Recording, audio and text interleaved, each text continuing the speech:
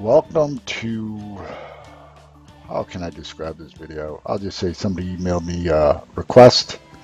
They wanted to show it from beginning to end how I tiled this bathroom, or just any bathroom. So this is what this video is all about, is the tiling techniques and the DeckMud and FatMud techniques I used to do this awesome tile job for my buddy Jim. Get ready for a ride. A little bit of a long one, but it's got a lot of awesome information.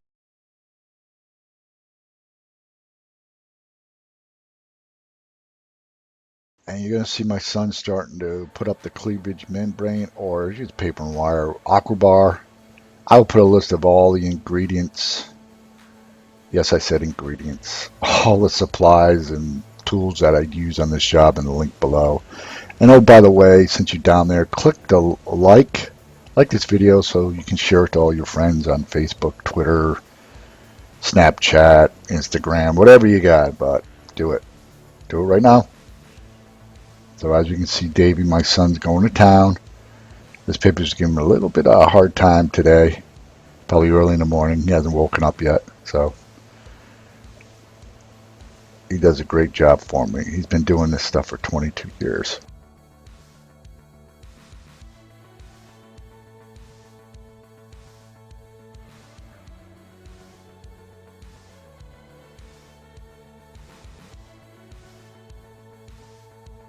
The trick to this is he just rolls it up where he's at to the ceiling and cuts it. He's a tall guy. I mean, he couldn't wait to get taller than me. I'm 6 foot. He's like 6'3", 6'4" now. That day came and now he towers over me. Another thing that's happening is he's starting to get faster than me. Yeah, he loves it too. But I still smoke him. And I'm showing you one of my tools. It's a tacker that we use. You get it at Home Depot. Like I said, I'll put all the description down there. Oh, by the way, hit the subscribe down there too. One day I'm going to do a Google Hangout with all my subscribers. I'm getting close to have enough to do it. And this is a soapbox. As you see me, the reason why I'm creasing all these corners and I'm folding it, I'm trying to make like a waterproof membrane in here. As you fold these, I unfold it in the soapbox to keep the corners so no water can get in there. It's like kind of like a swimming pool liner or a shower pan liner. That's how I liken it to. Like I said, I will not staple on any horizontal surface. Vertical, yeah, but horizontal, no, because if water sits in there, it could get through one of my staples and start rotting stuff. So, and the only way, if you see me staple the top of this pony wall, is I'll staple it toward the outside, so when they put the glass in it, no water can get to the place where I staple. So I got to correct myself, I do staple on vertical surfaces if no water can get to it. And of course, yes, I do staple on floors, except in shower floors. Never, ever, ever put staples in a shower floor or wire.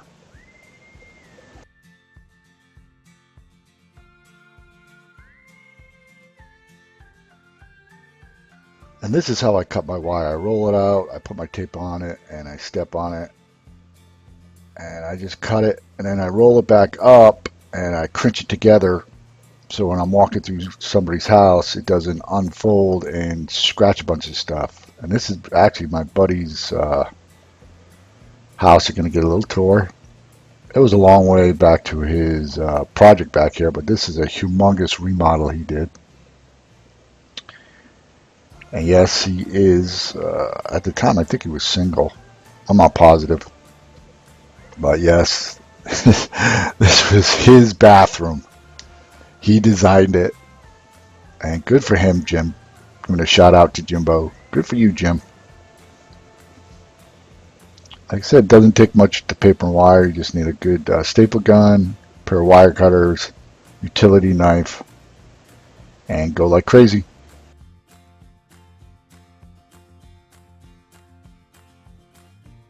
And the way you get this wire to get into the corners or outside corners is we fold it.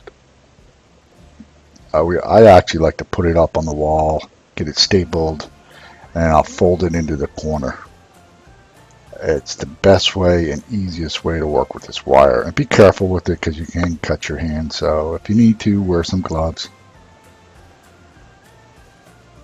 And paper and wiring is simply putting as many staples. You want to put a lot of staples on the wall because when you put this FatMud or DeckMud on a floor, FatMud on the wall or DeckMud on the floor, you want to make sure that wire is attached securely to the surface. Because I've come back and the person who worked for me didn't put enough staples, and that mud was actually, you'd feel it coming away from the wall. And I had to take some concrete screws and screw it into the stud. So, because it was just like, think about it, you got the paper and wire, and if it's not attached to the wall, it's just floating. So, make sure you put a lot of staples. Here we go. Okay, let's have some fun now by slapping this FatMud on the wall. And there's no trick to it. I always work from the top up and work from the top down. Like I said, right now it's about 5 a.m. in the morning, and that's when I seem to do all these voiceovers. It's crazy, but it's the most quiet time of the day. So, and hopefully I make sense. I don't ramble on. So I just use a hawk and trowel, and I just slap it on the wall. Like I said, start from the top and work down. And I usually work from left to right because I'm a right-hander. My son's a lefty, so he has his way and I got mine. So as the years have gone on, lately he's been doing this for me, putting all the mud out on the wall. I've got over 30 years in the trade, and it takes a toll on your body. So I've been easing up on the reins. I gotta admit, I am a control freak. I like everything perfect. But my son is getting I should say he's there now. I gotta let him start doing more things. That's why I don't have employees anymore. I just couldn't stand to come in and see their work, and it wasn't up to my standard. It was just, I wasn't happy, so I let everybody go, and it's just me and my son. My son's been with me since he's been 6. And no, he did not want to get into the tile trade at first. As you see me, I just put some mud on my hawk and slap it on the wall. Nothing to it. And those pieces of wood you see me pound into the wall to make it plumb are 1/4 inch by 1 inch. You get them in trim department at Home Depot. And those are the best float strips I use. I've used metal, plastic, but wood works the best. 1/4 inch by 1 inch. And I just cut them down to the height I need. And the other thing you see me using is a metal straight edge, they call it. But if you don't have a metal straight edge, you can use anything, wood, that's straight. You can rod. It's called rodding off rodding off the mud in a seesaw motion side to side as you go up the wall on these strips. I've seen guys, contractors, who will screw in 1/2 inch wood strips before they float. So you can do that too. Like a guide. You don't have to pound your sticks in. For me, it's easier. But some guys like to plumb up their sticks by screwing them into the wall, and when they're done, they unscrew them and take them out, and then they fill in the voids later. But me, I'll pound my sticks in with a straight edge and a level, or just I like to use a 6-foot level now, and to make everything nice and plumb. That's a beautiful. Like you said, it's early, and this is a 1/2 inch stick on the side because it's for the reason the mud is all 1/2 inch is for the trim. 1/4 rounds need 1/2 inch of mud. That's why you see all the backer board, well, not all of it, but If they're going to have a quarter round trim, it's a 1/2 inch. That's how they first started making any kind of board, was 1/2 inch to replicate FatMud. And back in the day, this is all we had. There was no board. It was just FatMud and DeckMud. We floated everything. Now, and it just comes out better. I got a whole video on how to make walls, how to use FatMud to make walls flat and plumb. It will. Yeah, it looks like a lot of work at first to do this, but once you start tiling, it goes so much easier. The walls are flat surface. I mean, you start tiling. Tile loves flat surfaces. Boards follow your wall. Then you got to worry about waterproofing.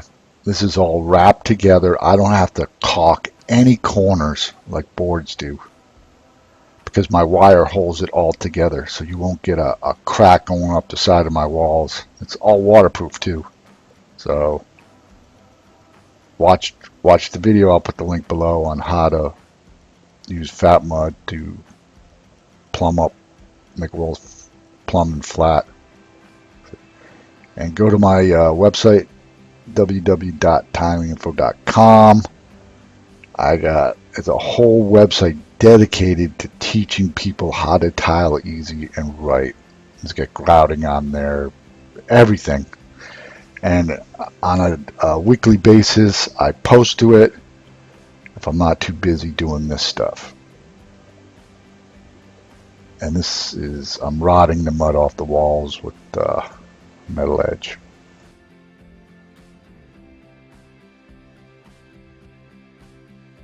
And the thing you'll see me wearing most often, besides my clothes, I always have my utility knife right there, that red one. That's a Husky, man. That thing's awesome. I found that and I just fell in love with it. And now, the minute I get out of the truck, I put that, and using my tape measure on my side. So, and as you can see, I've been experimenting with my video editor. I'm flipping videos around to give you the best angle to watch me work. And now we're going to fill in some strips. Remember to take your wood out of there. Do not leave these strips in there. They'll rot. So make sure you take them out and fill up the voids. I know some tile setters, I heard, I think they didn't work for me, they'll pull these strips out and they won't fill up the voids. When they start tiling, they'll use thin set, but thin set will get sucked into that crack, and you'll have a nice hairline crack later on in your wall or whatever that you chose to use thin set to fill it up. So always use FatMud like I'm doing right here. I just put enough into the void, and I put my flat trowel, and I just go up with the wall, keeping it flat and perpendicular to the wall as I scrape this excess mud out of the voids. So always fill up your voids. And I still like doing this. I just wish it didn't beat me up. I mean, 30 years and I still like doing tile. I love making things flat. It's just I don't get it, but I still love to do it. I love the whole tile process. That's why I probably stuck with it in 30 years. But at the beginning, it was, oh man, this is a tough job. I worked for a guy that was a taskmaster. Did I get that right? Taskmaster. Yes, when you work from somebody, especially in the tile trade, they want a lot. They expect a lot from you. You got to get a lot done in a day. It was always, how much did you get done out there? And this is a wood float. I'm doing my best, Bruce Lee. Having some fun for you guys. Yeah. Now I'm going to use my wood float to smooth these walls. And make sure your mud is set up enough. You don't want to be doing this if your mud is all loose. It's got to be firm to the touch.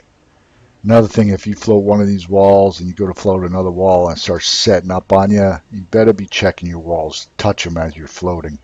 They starting to get hard, stop what you're doing and fill in the void and take your wood float and smooth it out. So I'm just measuring my pony roll, make sure it's perfect, which it is. So, and I like to check my walls with my level, straight edge, just to get if there's any kind of hump. I can smooth it out right now because the wall is soft. So that's the beautiful thing about FatMud. Board, you can't do that, but FatMud you can. Just take your time during this process with your wood float. I have a light but firm touch on here. I keep the surface of that tool as flat as I can on the surface. I don't dig in. I'm just removing any hump, irregulars. I can't even pronounce the word so early in the morning, so I'm going to leave that word alone. I said I will take my edges, whatever I got handy, and make sure these walls are absolutely flat. The flatter your surface, the easier it is to tile it. So now I'm going to show you how to float a floor. On this floor I had to build up over an inch because he wanted the tile flush with the outside floor here, and the outside floor was hardwood floor, so he actually lowered this floor so I have plenty of room to put my DeckMud. The thinnest you can go during this process is a ½ inch. You don't want to float anything under a ½ inch. Then that's why lately I do use hardy backer board on my floor to keep it low. But I've already checked this floor. It was nice and flat and level. That's why I just throw my sticks down. And I'm going off these sticks as guides. Because the subfloor was flat. And if the subfloor ain't flat, I'll throw some DeckMud down on top of it before I float and get my long edge, and I'll just make it flat and level, and then I'll put my sticks on top of that. It's called a mud screed. So, and this is a great video. You really get to see me using DeckMud, how I can make this floor perfectly flat. And just, I speed up the video. You notice in my videos that I'll go at a normal speed, and then when I do a certain motion or a certain trade, what do I call it? Trade. I don't even know how to call it. If I'm going to do a repeated motion over and over again, I start speeding it up so you guys don't get bored. And then you can really actually see the beauty of this DeckMud as I smooth it out, how flat I can get it. Look at that floor, man. It's just so easy to tile. Just smear your thin set and tile goes in flat. No toe catchers. No lippage. And I'm using my, like I said, as long as you got something straight, and I like to use my levels because they're nice and straight as edges when I rod this mud off these sticks down here, because it's an absolutely straight edge, and that's what you need if you're going to rod your FatMud off your wall or off your floor. You need an edge that's perfectly flat, because if you got one that's got a hump or a bow in it, well, that's how your mud's going to be. So make sure whatever edge you choose is absolutely perfectly zero tolerance flat, or should I say straight. And that's enough of that.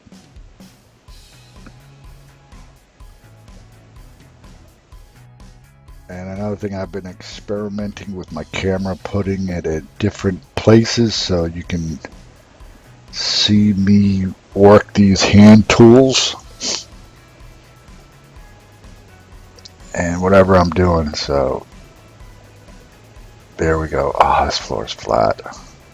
Love it when it's flat.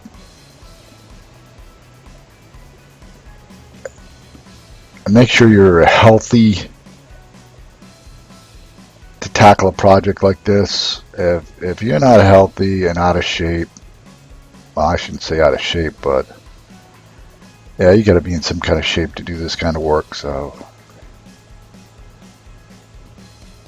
make sure you consult your doctor before you start mixing mud and slapping it on the walls, and you know, especially if it's hot that day. Well, that's another thing. The heat and humidity will affect this mud. So put on the AC or whatever, you get some fans going if it's too hot, and if it's too cold, make sure you turn on that heater. You know, you don't want this mud to freeze on you. So if you're in that kind of temperature in the country or in the world, if you're watching this in Spain or Italy or Japan or Australia or Antarctica or Alaska or the Netherlands or Great Britain. Let's see where else my videos are being seen. They're being seen all around the world. Yes, but I'm the most popular in the United States. But I do like traveling the world with my beautiful wife. And this trade allows me to do that. Very flexible hours because I work for myself. So if you're thinking about getting into the trades, I highly recommend you becoming a tile man. It's one of the most awesome trades out there. It's actually you become an artist because you use your hands to set all this tile like an artist. It's all hand. It's nothing machined. It's all hand done piece by piece. You set tile. So just watch me do these videos. Like I said, go to my website www.tilinginfo.com. More how-to videos for your do-it-yourselfer, homeowners, seasoned journeymen. Even if you have employees and you're seeing these videos, have them watch them. I wish I would have. When I was coming up in the trade, I would have loved to have videos like this. Because I wish my boss would say, hey, watch this video before you do this work today. So another thing you'll watch me do, I use my steel trowel, and once all the humps and bumps and whoopity-woos are out of the floor, it's like finishing concrete. I make it nice and smooth, as you can see. And yes, my tile is flush with that hardwood floor. Now we're going to tackle a difficult thing, which is a shower floor. These are called weep holes. You want to make sure they're open. Put a little bits of tiles around them, so when you throw your DeckMud, the water can weep out of these shower floors, because it has a pre-pitch before they waterproof it. And I let a guy come in here and hot mop these things. I'll put a link below to let you watch some guy do a hot mop, because that's one thing I don't do. It's tar. I've used rubber membranes, but I like the hot mop. I feel more secure because I can get in these shower pans, and it's not as critical. If I drop something in here, it's not going to puncture it like it would a rubber membrane. If you're doing a rubber membrane, I highly recommend you do what I'm doing now before you step in there. Because if you put a little hole in those rubber membranes, man, then your shower floor is going to leak. Because that's what happened to my brother. He did a rubber membrane. I think his utility knife slipped. He put a little puncture hole in there. He completed the whole job, and he got called back. I don't know if it was him. He doesn't even know. But he found a little hole, little puncture hole. So be extremely careful in those rubber membranes. I highly recommend you float them before you get in there. That's what I do. And what I do is I put my tile around the drain. I put mud around the drain. This is DeckMud. And I take a piece of tile that I'm going to use to tile the shower floor. And I go around that drain and I make sure my tile is flush. And then from there I go to the sides, I do a 1/4 inch per foot pitch from the drain to the wall, and then once I get that pitch going, I make it level around the outside of it. So as you see around the perimeter of my shower floor, the pitch is a 1/2 inch per foot to that drain. That means for every foot you have a 1/2 inch of slope. That's what pitch means. So, and you want this, it's called like a mud screed around the perimeter nice and level, because you're going to be setting your tile on it. You want it flat and level, so when you do your shower floor, I like to do my shower floors first, then you don't, it's easier to set your tile on there, your wall tile, because your what you're going off is already level. So, and then as you look around that joint, you won't see, it'll be perfect. Again, I check around the drain constantly, and then I'm using my 2-foot level and different size wood floats for the pitch in here. Now, if you need to, slow down these videos and really watch how I do it. It's like think about a big bowl in here, and I just go round it. See that? Round. I actually like doing this. Call me crazy, but I like it. I like making this floor as perfectly flat because the tile goes in. And as you see at the end of this process, this floor is just perfect for tiling. Like I said, I use different size wood floats, but you can use different size pieces of wood. I've done that before. The only reason why I have all these different wood floats is over the years they get worn down, I cut them down. Yes, you heard it. That was... I'm gonna laugh at that one. Yeah. I just want to let you know I'm not in some fancy studio. I'm in my house in my office, and I got the door open, and that's right, it was the toilet. Somebody was using the toilet. So I'm just a tile setter. Well, not just yes, I am. How can I explain this one? I'm just an average guy, I got an office set up in my house, and when I'm not out on the field doing tile, editing videos and working on my website, and so if you hear strange noises, I contribute to living with my family in the house. So there you go. You might even hear a dog bark. So he's actually pretty good. He watches me do this. He thinks I'm crazy. Sees me talking to myself with this thing on my head. He just looks at me and stares at me. He goes, "Dave, what are you doing? Talking to that screen you're looking at." So it is pretty crazy to think about it. But I love it because I get to bring these awesome teaching videos to you guys. And I know you appreciate them because I get a lot of comments and my views are going up. So do me a favor. I'll say it again. Hit the subscribe for me down there. These videos take a lot of work.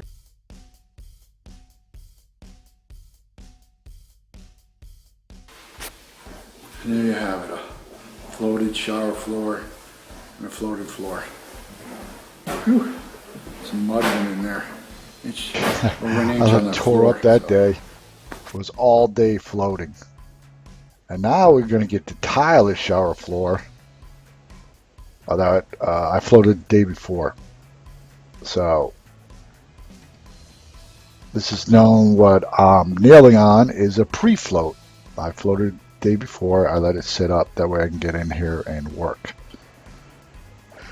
Back in the day when my boss was a slave driver, we worked on fresh mud. That means I would be doing this, float it, and slap this floor in. And I'd be nailing on what they call nailing boards. I carried a bunch of them in my truck.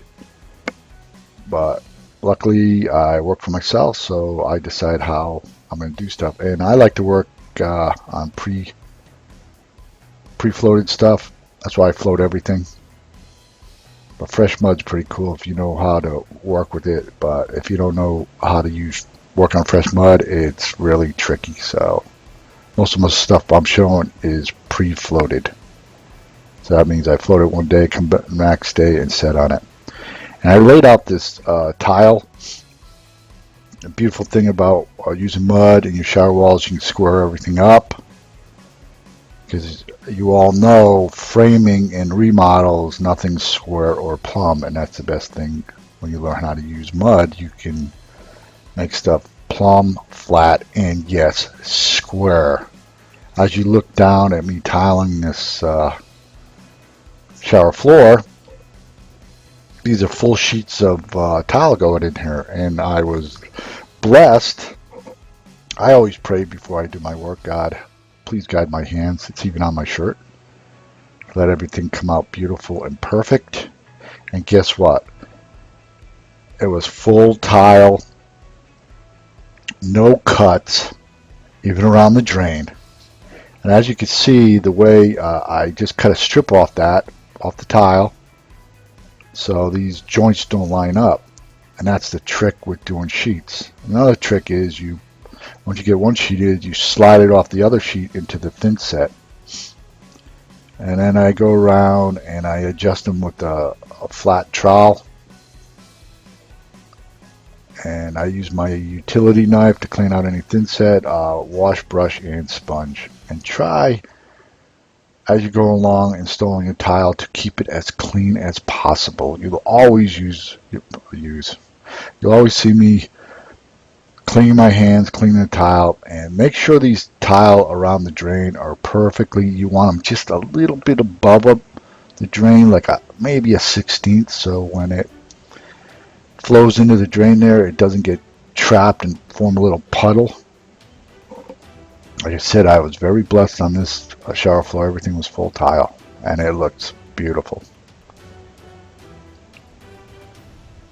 Like I said, I'm not going to keep saying that, but you'll see the trick I'm using. I put the sheet on the tile and I slide it off into the thin set. Right there, full tile again. Another thing I'll use either a beading block, that's a piece of wood, or a rubber grout trowel to beat all this in, make it all flat. That's what you see in my hand right there, is a rubber grout trowel.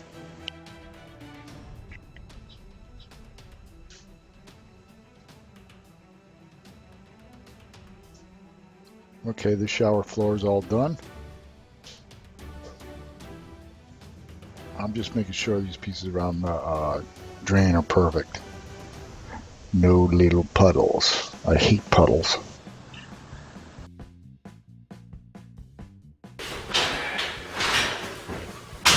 Make sure you clean your floor really good before you start setting tile.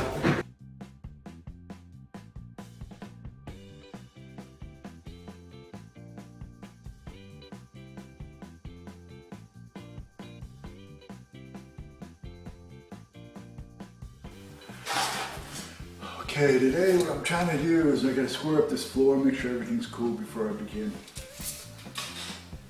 So that's 4.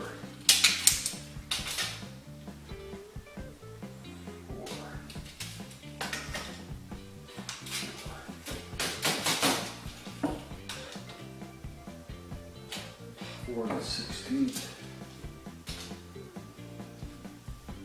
Okay, now I'm going to go in here. 37. 37. So that's good. My door is squared in here, so let's see. Okay, 32. 32. Good.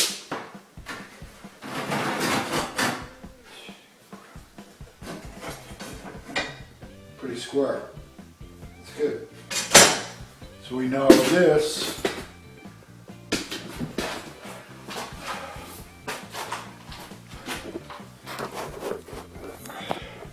We know this right here is square to our door, so that's good. With this, we're gonna have the same measurement.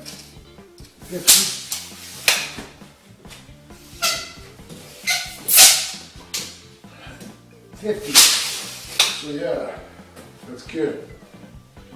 Cool. Right on. So we know our room is square. I'm gonna check one last thing.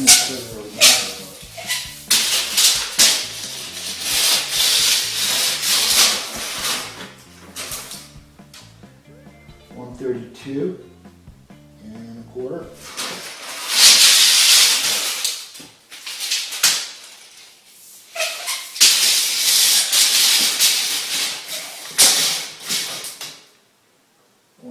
You know our room's all square. So what I gotta do today is I'm putting this floor in that room, but I'll be starting off right here. So I'm gonna show you what I'm gonna do today. It's gonna be mind-boggling. So I gotta figure out the cuts for that right there, right now. So when I get it all figured out, I'll come back. As you can see, that'll be where I'm going to start off at. And I glued 2 pieces of base just with a dab of glue because that's going to be full tile right there in this bathroom. And I don't want to start over there and end up short with a little sliver over here. So I laid these out. And that's my first cut right there. That's the beginning of this whole floor. Then I laid this edge out to make sure I'm same cuts going here, but I'm starting right there because that pattern, I'm telling you, it's kind of confusing. That's going in like that, and to keep all those the same, yeah, it was mind-boggling, but I got it. Now I'm gonna cut my next piece to go in here. You'll see, I'm gonna cut this whole row in, and I'll set this row, and then I'll continue on from there. Trying to figure out these places where the glass tile goes. When I was doing this floor, I'd have to get up and always check my pattern, make sure I was right. So yes. And what you see there on the tile is I cut back a board strips. I just put it in. The width of the glass tile that I'm going to be installing in those voids right there. And on this floor, I think I'm using 1/2-inch notch trowel. That's right, because it's I think the glass tile, I just wanted plenty of cushion so I have no problem with this floor. I think I had a 1/2 inch would give me that extra little that I needed to become perfectly flush with my hardwood floor.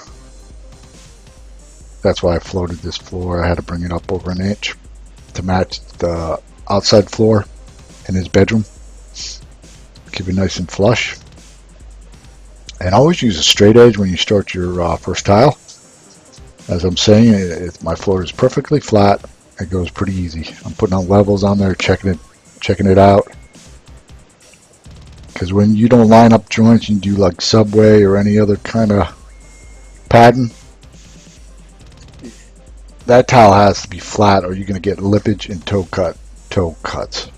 catchers. So if you get that first row perfectly flat, you'll be okay. I said I just speed up this video because of the repetitive motion I'm doing, smearing and setting. Pretty simple. Make sure when you comb that thin set out with your notch trowel that you keep it all the same. Here I'm into this is the bathroom, and I already pre-cut everything. This video I don't show you cutting on my saw. I have other videos that I actually show me going to the saw. And I'm actually going to do a video on nothing but cutting saw cuts, all kind of trick cuts, round, curve, whatever, but that's going to be out one of these days when I have some time. And if your tile's a little low, butter up a little bit. Backboard's great for cutting little strips like this. And I made sure before I put those little strips in that I scraped all the thin set out. Don't be setting those strips in the backer board into the thin set, because the next day they'll be so hard to get out. And you can see my floor is perfectly flush with the hardwood floor. Perfectly. And that's what you can do when you're using DeckMud. You can bring the floor up. You can fix bumps, dips, out of level, all with DeckMud. And I do have a video. I'll leave the link on how to make DeckMud. I'll leave that link. And probably, maybe by the time you guys watch this, I'll have another video on how to make FatMud. Or you can just go to my website, because it will be there, tilinginfo.com. tilinginfo.com. A website dedicated to how to tile easy and right. I'm just cruising along here. If you watch these videos, you too can do these projects. Say if you tile stick it up a little, that's what's great about that 1/2 inch notch trowel. Scrape a little thin set off, push it down, make these things perfectly flat, and you'll see I'm always checking with my hands, level, just cruising along. I like this tile. It's actually pretty good to work with. Nice. Now you can see why my hands get all tore up. You can see me constantly cleaning the tile. Nothing worse, go back next day and it's all filthy. I've had helpers do that to me. And man, you talk about a not happy boss. And over to my right, that's where the vanity's going. And I was blessed that they didn't put the vanity in. They just put the toe kick in for me. And now you're going to see me put these glass liners in. What I'm doing, I stiffen up my thin set, and I'm just throwing it in with my pointer. And I think I make this thing called a jig. There it is. The thickness of the tile, and they just go in so sweet. Then I take a rubber grouting trowel, and I tap it flush. Doesn't that look great? Oh, it looks so awesome. Glass and tile. Glass tile is pretty cool if you know how to use it. Now I'm cruising. I'll do 2 or 3 at a time. You too can do this too by just watching these videos. I even have a video on how to put a glass liner in a tub, where I show you how to use a jig to put a liner through the walls. Because most of the time the glass tile is thinner than regular tile, so you always got to build it up a little. And I found this works out like it does a little gym workout, but it works the best for making this glass tile perfectly flush. Nothing looks more sweeter than when your glass tile is perfectly flush with the surrounding tile. It just looks so like a piece of artwork. Because they go, how'd you do that? That the tile was so thin compared to the regular tile. Well, I have my tricks. And get one of these pointers. I mean, they're awesome for setting tile. It's got a round edge. Don't get the pointy ones. That's for masonry. You want a duck bill pointer, they call this, because it's shaped like a duck's build. So there you go. And watch my video on how to put glass liner in using a jig. And I actually show you how to make one of these jigs. So just go to my website, tilinginfo.com. Yes, I know I'm promoting myself again. Oh, and by the way, hit that like button down there. Come on. You see it. And also, while you're down there, hit the subscribe. Come on. You know you want to subscribe. Do it. Don't wait. I'm just cruising on this floor.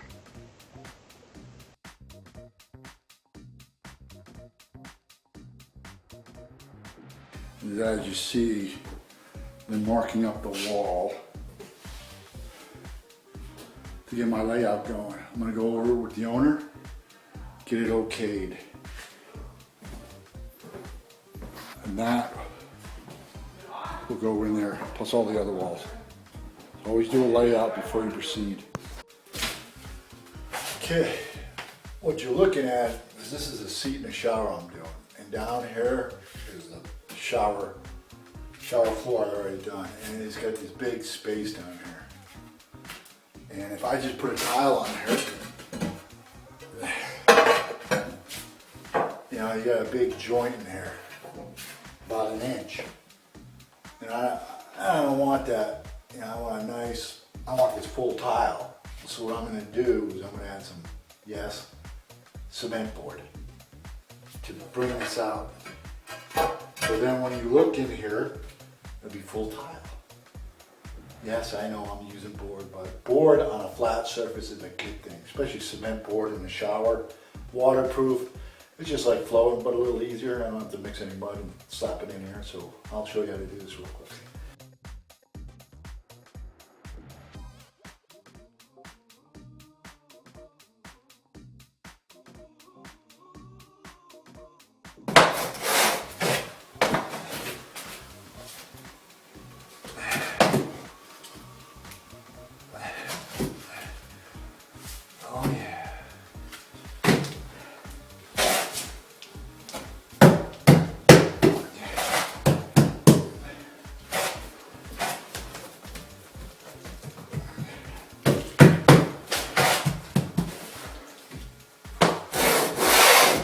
Plum.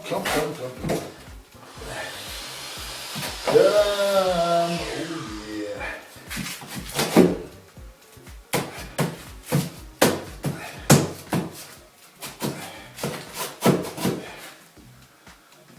Yep, plum. Oh, I love it when best thing. Now I got full tile down there, no little sliver. So add some board. I made my seat another inch bigger, no biggie. More seat, more room to sit on, right? So, little trip of the day. Let's get going on the shower though. Off in this corner, right here. See if I can see it. Okay, there you go. So I'm going to start off in this corner. And I got to cut this tile. First of all,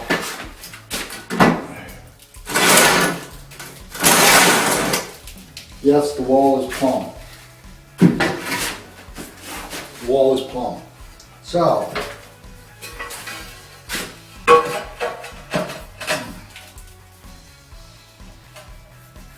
shoot.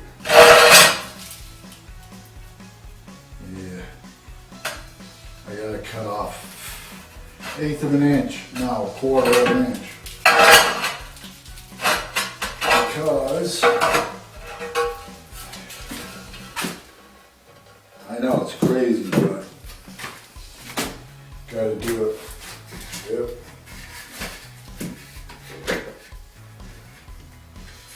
Got some room in here for things set. So I'll make sure.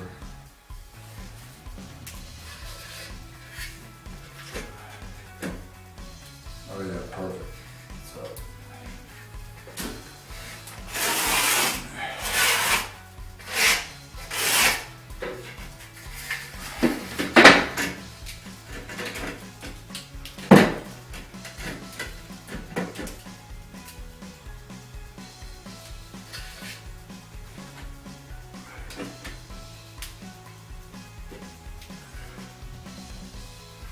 Perfect.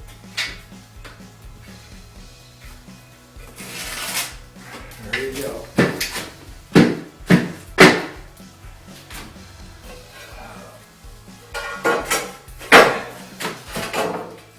That's what I thought.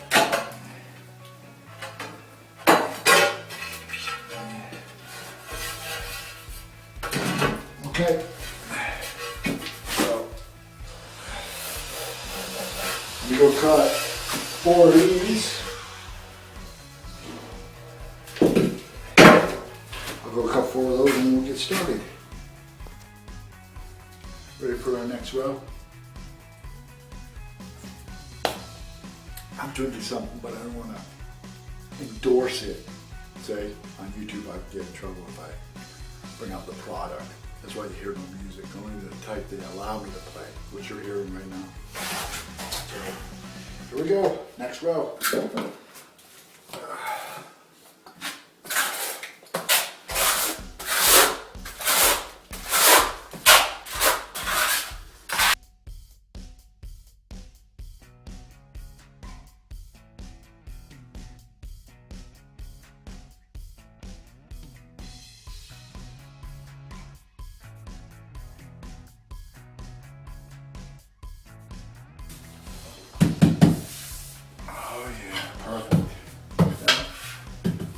That's what we like. Right? Perfect. Perfect. As my bro would say. Perfect. Yeah. Perfect, man. Now, guess what? I'll put that one up just to show its place. But then I gotta cut these. And guess what else? I gotta cut these holes. There's 2 of them. Oh boy, what joy. But notice we're right on our line. That's critical. Because if we're not on this line, we're gonna be over here and then our surface is gonna be trouble up there. So we're on the line, we're on the line. When you don't take lines, marks, you're gonna get in trouble. So, always do a layout. What I'm showing you here is how I have my tiles for these holes. I do it on the back of tile because I back cut this tile. And you go to my website and look at some videos. I'm probably going to make the ultimate tile cutting video. So always look for the link down in the video. If you're watching my videos, look for different links down there and click on them. And I'll have them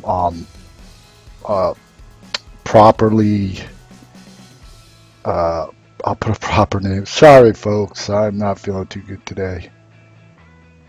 Now, I had edited this and then something happened and it just lost all the voiceover. I was just like, oh my goodness, hours. But since I'm staying home today, I got a chance to do the voiceover. Nobody's here. And it's nice. It's about 2:14 in the afternoon. Normally I'm at work, so let's continue on. Enough of my being sick and back to this awesome video.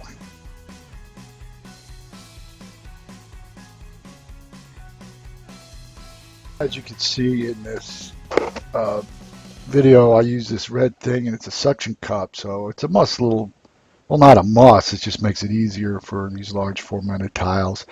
But the main thing is when you're using the thing is the surface has got to be super clean because it won't suction to it or adhere to it or whatever you want to call it. And if the surface is rough, then forget about it, you can't use them. But they're a handy little tool to have, you know, especially on large tiles. And as I go up over these windows, there's a bridge that I build. It's just a piece of wood with 2 sticks underneath it. And I wedge it in the bottom of the top of the bottom of the top of the window so I can stack my tile on it and they don't fall on my head. But the important thing is as you're going up and around this window, you want to make sure you keep the same measurement and you use a level as you go up to make sure all the tile is flat. So when you get up to the top, it's the same dimension and it's flat to that tile, so they go together perfectly as you go up. Nothing worse than getting a big old gap up there, or you got to cut your tile down. You don't want to do that. It's called the Dutchman. Back in my day, that was extremely frowned upon. You do not cut tile in the middle of the field. That was like a no-go. So, and coming up over winter was very tricky. So if you follow my steps, keep checking and measuring, you'll be okay. Just watch these videos and it'll go this simple. Make sure that bridge is sturdy, strong wood, and flat too. Make sure that piece is flat, not curved.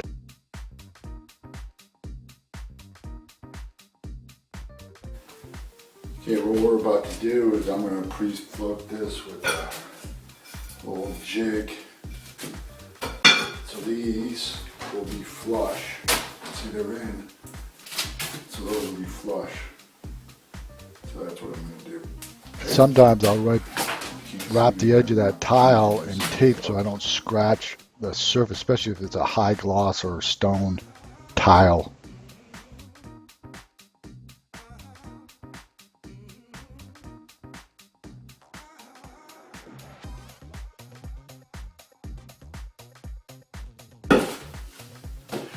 And I'll do that all the way up from the bottom to the top. So that's how you do. You make a little jig, and that's how you fit these. Will be flush. So there. Okay.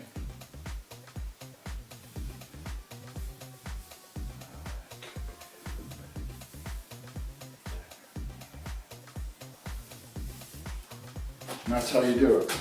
Okay. So once I install them, you'll see. Okay, as you can see, I get those pieces in. Now I'm going to go up here. The next two goes up.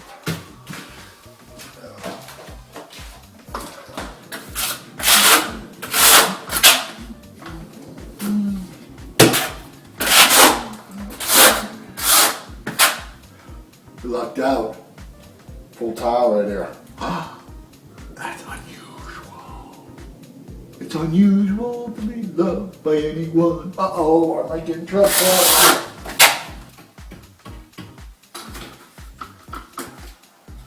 What we got here is a failure to communicate. A quarter of an inch. There we go. Let me do this. Okay.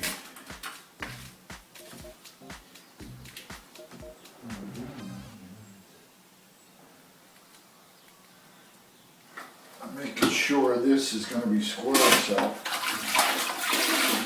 you want to make sure of that. So when you put this piece, it's the same as this right here. So this is square. Another thing you want to do is 6 inch. Ooh, right on the money. You want to make sure this is the same. So there you go. And as you can tell, sometimes I get a little loony working by myself all the time. When my son's not around, I'll start singing and talking to myself. Mostly when I'm talking to myself, I'm trying to figure things out. Especially with tile, you wanna check, triple check, quadruple check. As you can see, I'm checking my pony wall. I tend to overcheck stuff, but that's how I am. I don't want to be caught by surprise. So have that tape measure handy in your level. And as you can see, when I come to this soapbox, and we did luck out, it's full tile right there, which is absolutely fantastic. Just makes the layout that much more. I hate putting little cuts. And when I put in this back piece, I take a measurement all the way around, so I know it's going to be the same exact cut when I install those surface bullnose. And here's a little trick. I put a little thin set up top, so when I slap up the FatMud, it doesn't fall out of there. So just makes it easy. And then as I use my flat trowel to rot off the mud around the sides and the top, I keep the back perfectly flat to the back piece of that tile, your flat trowel, and it makes it perfectly square all the way around the sides of that. And make sure on the bottom, when you put that piece in, you give it a little bit of a pitch. You don't need a lot, just enough. Back in the day, my boss would get upset. He'd come in and see the shampoo bottle almost sliding off that thing. So you just need a little pitch, maybe 1/8 of an inch, like just enough so the water doesn't stay back there. Don't get crazy, you would say. Don't get crazy with that pitch. I don't want the owner to put the bottle in there and slide out on them. That wouldn't be good. So, and I'm just sitting, taking my time doing this stuff. So, the main thing is just have fun and take your time, because doing tile is awesome. I love it. We're artists in a way, artists. Sorry about my back. I am from early back east, but I now live in California. I've been out here for quite a few years and I love it. The weather's awesome. When I was back east, it was just not fun.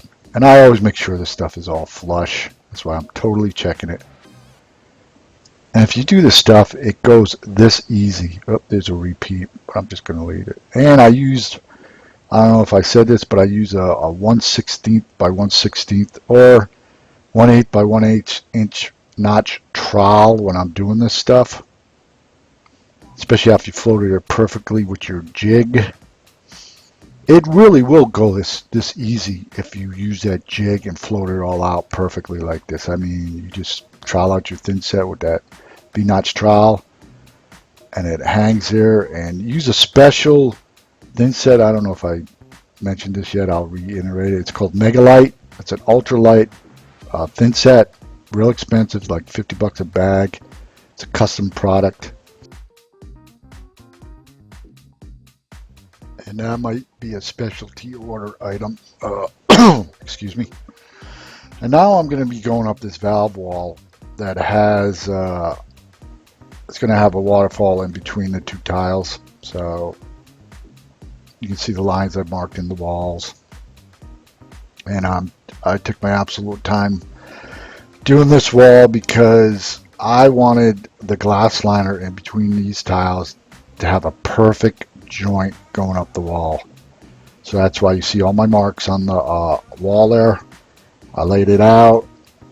I floated that right side back wall perfectly plumb because my outside wall to the left was plumb. So I wanted all the cuts to be the same. And it worked out that way. And this had to be exactly in the middle because I had two valves coming out and the plumbing fixture right there, and my buddy wanted it exactly in the middle, and that's what I did for him. So I'm using my level, I'm using my tape measure, I'll make sure it's plumb, flat, and the distance is perfect for the glass tile. So when I installed it the next day, it worked out perfectly. It was the same joint going up in between these tiles, and that's why I only did the two tiles that day. I wanted to set up and have no movement when I'm putting in the glass tile. So, and I stayed late that night because once I got these tiles up, I floated in between them. So this was a late night here. I stayed till 7 o'clock because I wanted to get this done so I could put the glass tiles in and proceed on this job. And that's what I do sometimes. I just stay late and get it done, since when it's a long project like this. And yeah.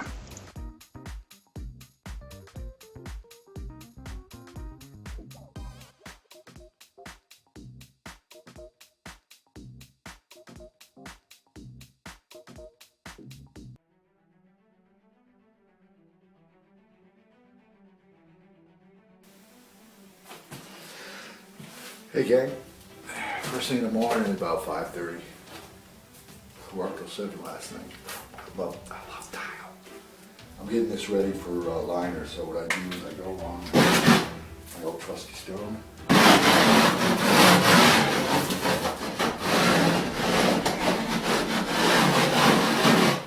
I'll make sure all that's ready for this.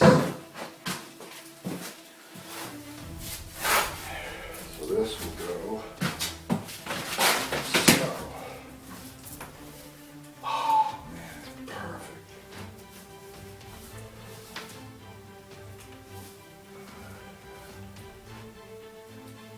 Perfect, bro. See that? Perfect.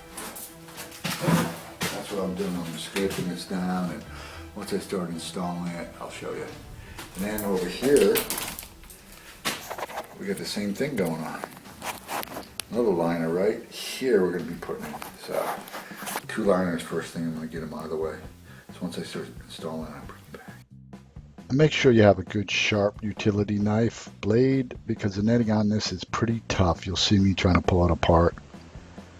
So when I do glass tile, I always change my blade and I make sure I have a brand new sharp knife. And be careful, those utility knives cut like they're razors, so they cut quick. Just be careful out there, guys, in Thailand. I've cut myself more times than I'd like to, and the thing that bugs me the most is I gotta tape myself up so I don't bleed all over the place. That's my fear, not getting infected, is that I bleed everywhere. The homework comes in and there's blood all over my hand. Not cool, especially when they scream.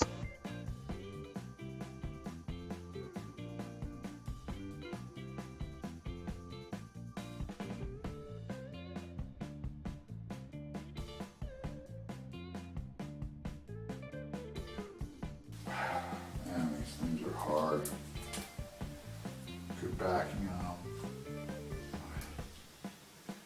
Remember back in the day, this was on paper. What a nightmare. I mean, they were just fall apart, these little sheets. Now, they've gotten smarter with their whole thing here. Okay, looks like I'm gonna have to cut. I use a button.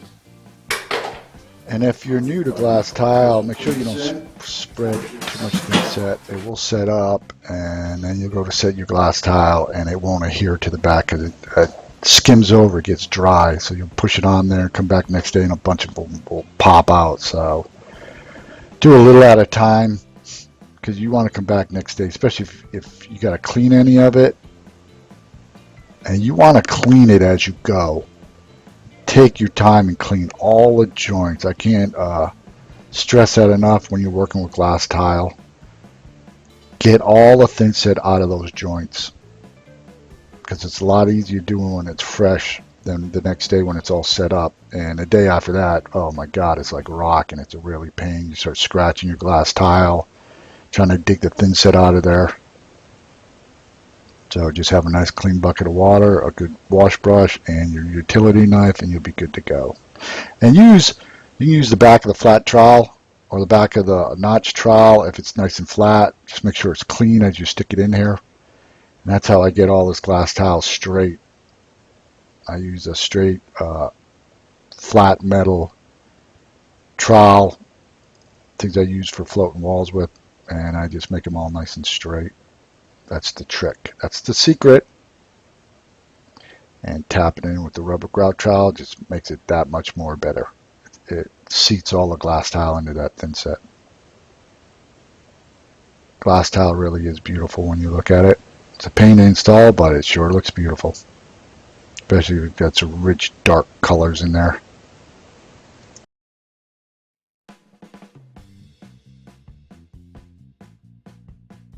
Now I'm putting the finished pieces up there. And as you see on my left there, you'll see that piece of trim core on it. I'm checking it along the outside of that wall to make sure it doesn't hang over at all. And if it does, so you're working on a project and the wall's out of plumb and your core starts, or your trim starts hanging over the side there to your left, you can always refloat that wall with some mud and make it perfect. But I try not to.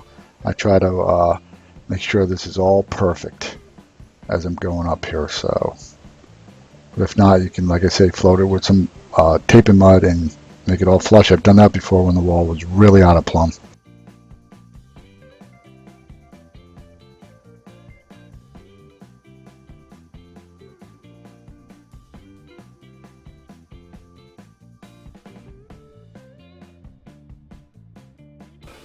Since my trim is a core round, it needs a 1/2 inch of mud, and here's my 1/2 inch stick. So just put them on here.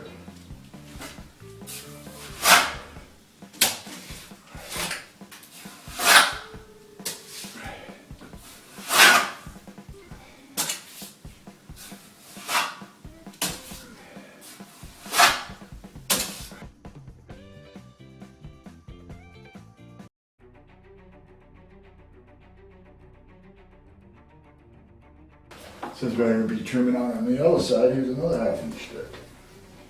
And it is possible to do this on your There own. we Just go. make sure you let the FatMud hold the sticks. As you can see, it will hold it. And you take your trowel, your flat trowel, and just rod off the mud. Next, you're going to see me float the top of this pony wall.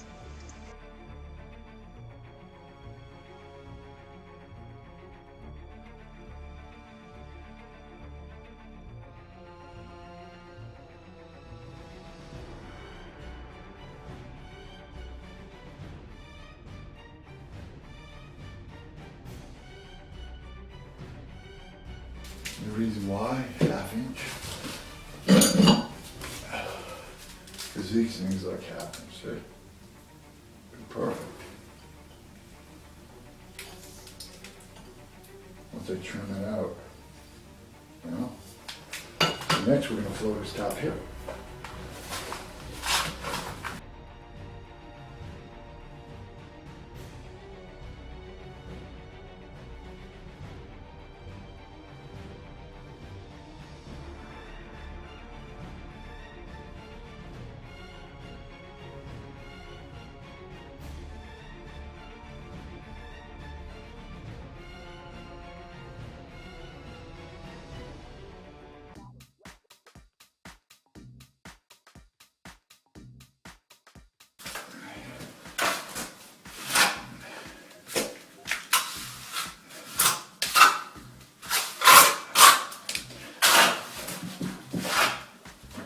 Can't do this with boards.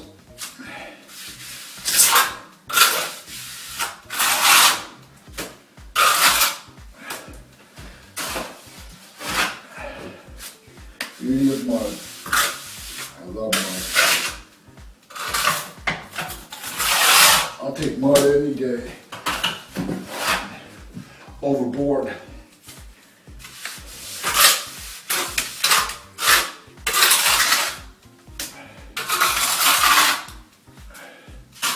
Any day. Anyway.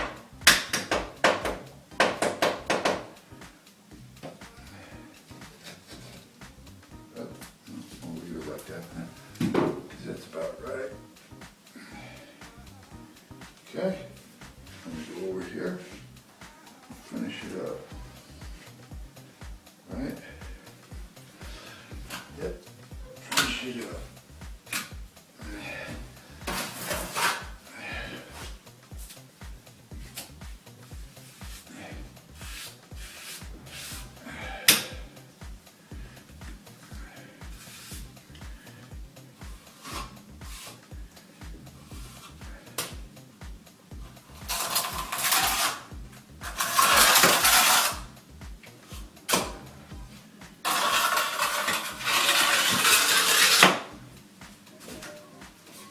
There you go.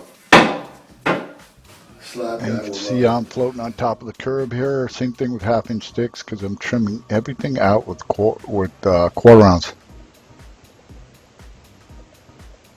I said once you put that ½ inch stick on there and you put the FatMud against it, it usually holds it pretty good for you. I've learned to do this over the years, do a lot of stuff on my own, you know.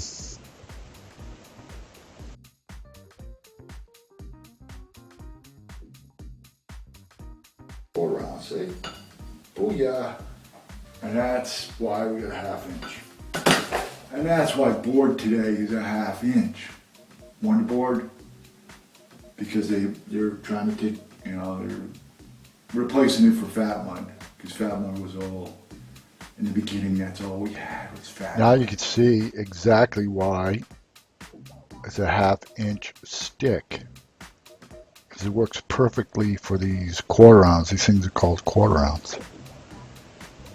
And I just take a little loose thin set because I put my quarter on. I went back and forth on that mud. That's why you see it all round like that. I mean, it just works perfectly.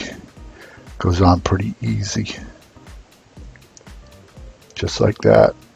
I'll set it on there and I'll just give it a couple little taps with my pointer and set it in place. And it just comes out, everything's perfect, as you can see. I make sure to clean everything up. Now here I speed up the video. I put on the top piece. I'm actually troweling out the thin set on the back of the tile here. I don't want to make a mess, especially this fresh mud. If I were to pull that piece up, I would pull all that mud up with it. That's the one thing about fresh mud. You can't be pulling it up and buttering. You can, but you'll pull all the mud with it. So be careful when you're using fresh mud. You might want to pre-float this, but make sure the edges are all rounded for your core rounds, as you can see in this video on the top of the curb. So you come back the next day and you set all your core rounds perfectly. Do not leave them square. Round them off somehow. Cut the mud back a little bit for your core rounds.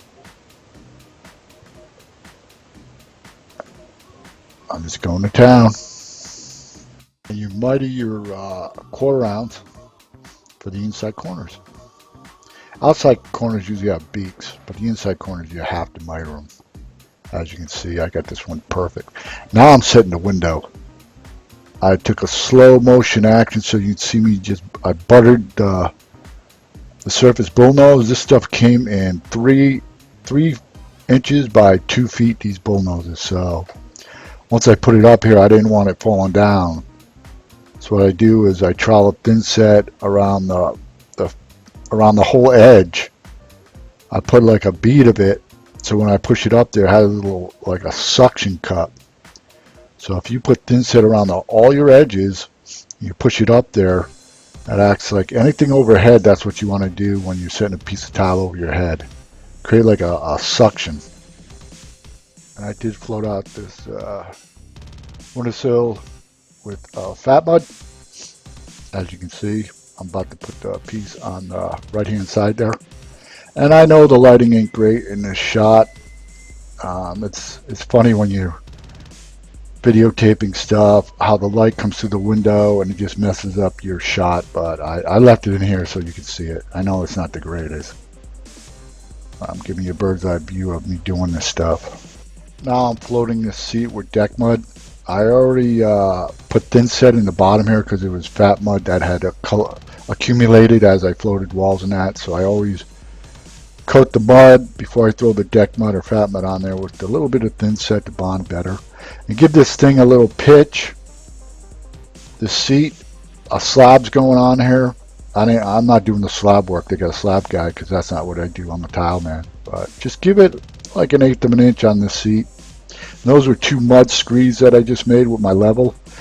And like I said, you don't have to use metal edges or anything. This is just a piece of wood that I found at the job site that was nice and straight and flat. And that's how I floated the top of this bench seat off, as you call it. And I'm checking my pitch again, and it's perfect, and I'm happy in the back there. Oh yeah, ready to go. Smooth this out, I use my wood flow. You don't need a lot of pressure. And a flat steel trowel and you just see this mud as I work. It just comes just super flat and nice to tile.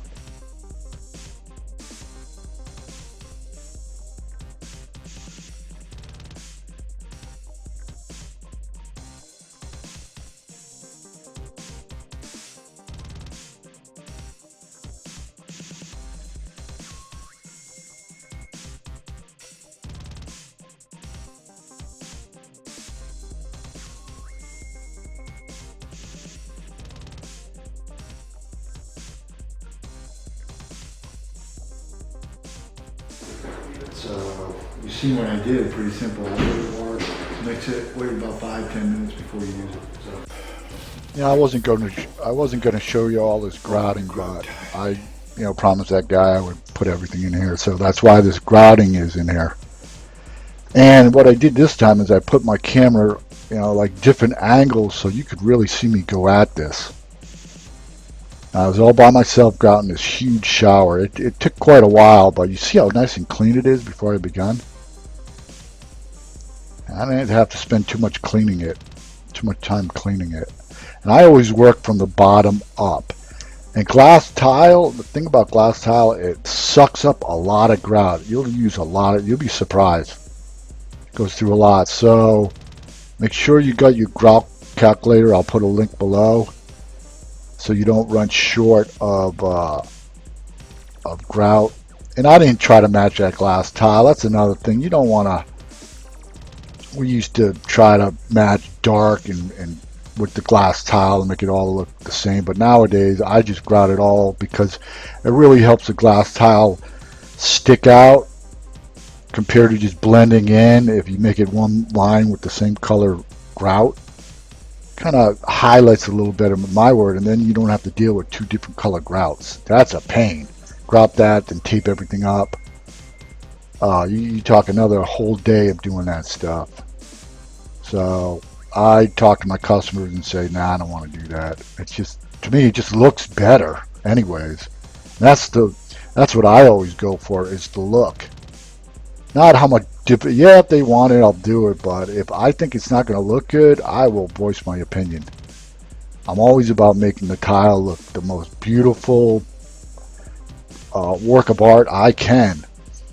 I don't want to mess up the aesthetic look of it because somebody gets his idea, oh, why don't we grout the black tile with black grout? And that's just, I'm not into that at all anymore. I've done it, and believe me, to me, it just doesn't look good. You don't get the beauty of the glass tile if the grout matches it perfectly. That's just my opinion. Probably somebody else is going to write and comment, oh, you're wrong on that. Well, leave them below. If you got comments, I welcome them all. And I like good comments, which most of my comments are. I don't think I really got any bad ones, because you guys knew I'm doing the best I can for you to get the best quality video. And apart from that, I know you guys are getting the best information that I have. 30 years of in the trade, I'm giving you all. I'm not holding any secrets back, dude. Nope. I'm letting you have it all. I got the cameras up, and I'm just going to town. And I'll tell you another thing that was happening to me at this time that I didn't know of, is I had something growing in me. I didn't even know it, and that's why I've been tired for years. Yeah, and yes, it was cancer. I had colon cancer at the time of this video. I didn't even know it. And that was over a year ago. I went and got checked, and sure enough, colon, and they cut it out of me, and I had to go through how many weeks and weeks of chemo. It was just a nightmare. I don't know. Chemo is just, you never want to do chemo, but make sure you get your colonoscopy when you're 50. I waited till I was 52, which was a mistake. I wish I would have went in when I was 50. Maybe it wouldn't have got to stage 3, because they told me if I would have waited anymore, I would have got to stage 4. I was to the pinnacle right there. So thank God I'm blessed, I'm alive, and I'm cancer free as of today. And that's enough of that.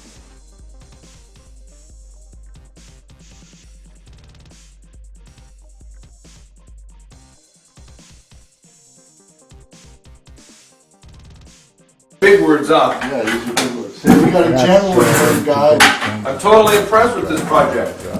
He did a lot of the prep work to get this all ready for me. Soapbox is always fun to do. Soapboxes in these unique places. Thanks, Jim, again. There, at least we could sit down and wash it. So, and do the drop, flip, no, drag, flip. Hold on, I'm getting confused. Drag, flip, drag. I got a video on that too. I'll put in the link below. Drag, flip, drag. That means you drag your sponge over the tile and a diagonally across the tile. You flip it and you drag it. Drag it, flip, drag, rinse. Drag, flip, drag, rinse. And corners are always fun to do, but I captured it perfectly in this video. You'll see me tackle the inside corners. I mean, they're the hardest thing to do, so if you need to, slow down the video and really watch how I tackle these inside corners. There's a trick to it. Use your pointer, your finger, your sponge. I did slow it down. Right on. I'm glad I did it for you guys. Because one of the hardest things to do is make an inside corner square. You know? And then on this video, I show you perfectly how I do it. I use the square pointer first. I cut the joint, and then I go on with my sponge for the kill. And sometimes I use my finger. And I'll go in, I'll flip it over, and I'll drag it, and I'll flip it. And that's how you do it. It just works like magic. Drag, flip, drag. Said I will put the link below. And oh yeah, hit the subscribe. I know I'm overdoing it, but do me a favor and hit that like button too. And go to my website, tilinginfo.com. I'll leave the links below. And check out my Twitter, Pinterest, all that. I will leave all the links below. And yeah, I think I'm all talked out just about. This project, when I went back and took videos, I was extremely happy. Oh, another thing is I just finished my book, How to Grout. I just got it back, and I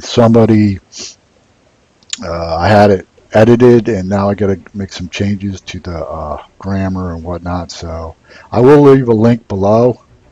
So watch out for that link to How to Grout. It's a 25-page booklet on telling you how to grout, and I got links to all my videos on how to grout. I did a bunch of them for the book. How to grout a wall, how to grout a floor, how to grout a backsplash, shower, tub, you know.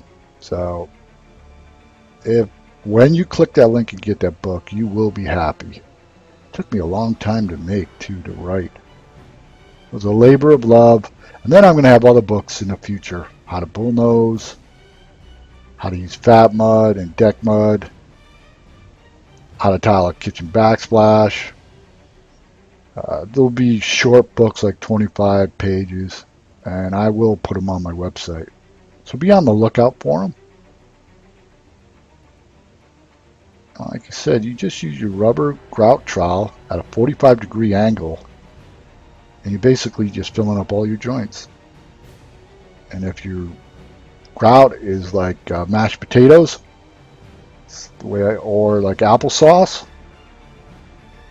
and that's the way you go. And make sure you force it in the joint so it fills up any voids along the sides of the tile. And this is a perfect shot of me washing this tile. Circular motions, not a lot of water, fixing my joints. You see, I'm not using a lot of pressure, very little pressure. If you use that rubber grout trowel and you scrape off the excess grout, and make sure you don't wash this too fast. When you touch the grout, it should be firm but not rock hard. Always go back if you're grouting something and check it as you grout. Don't go too much and your grout sets up, especially during the hot weather. You'll be like, oh my God, it's setting up on me. And then next thing you know, you're there for hours trying to straighten out your grout, and it just gets harder and harder. So be careful about that. I had fun doing this video. You guys have an awesome day. God bless you. And this today is my longest video. So thank you for watching. Like I say, hit the subscribe, whatever you want to do. But thank you. And like I said, have a blessed day.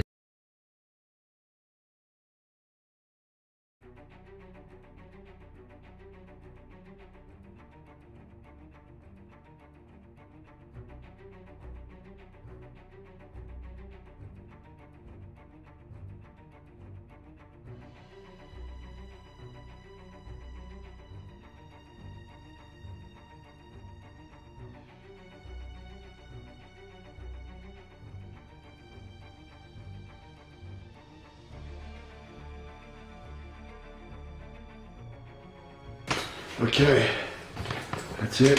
What I'll do is I'll give it a second rinse. I'll get some clean water and I'll just go over it real quick, and that's all you need to do. Scrub-a-dub-dub, wipe, flip, scrub-a-dub-dub, wipe, flip, wipe, flip. That's all you do to grout.